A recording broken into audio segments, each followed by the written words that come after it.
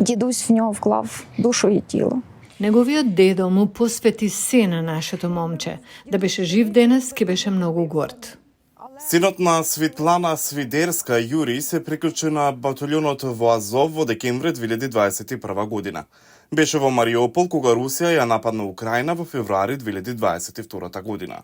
На другий день повномасштабного По вторгнення инвазијата на Русија, мојот син наполни 20 години, на 25 февруари. Му се јавивме утрото, а тој рече дека заборавил дека му е роден ден. Кога Свидерски бил во Мариупол, неговата мајка добила само 2 телефонски повици и неколку пораки од него. він сказав, що Ми кажа, тоа што го видел и поминал до тогаш било полошо од што било во кој било хорор филм. Бил заробен за време на борбите во Мариупол. Неговата мајка дознала за тоа на вести.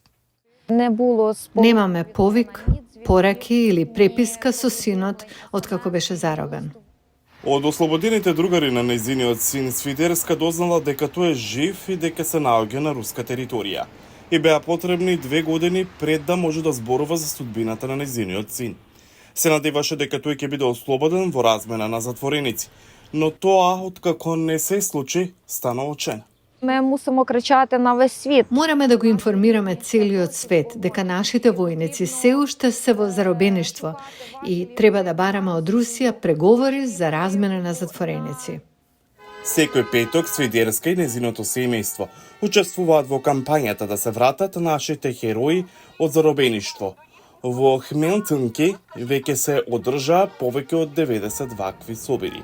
І ще раз наголошую на те, що Овие собири се одржуваат без разлика на сезоната и под какви било временски услови. Ќе го правиме тоа се додека има потреба. Я чекала за армії, чекала за Зосталі. Го чекав да се врати од војска. Го чекав да се врати од Азовстал и ке чекам да се врати дома од заробеништво. Според проценките на Сдруженијето на семејствата на бранителите на Азовстал, околу 900 припадници на украинската единица моментално се во руско заробеништво.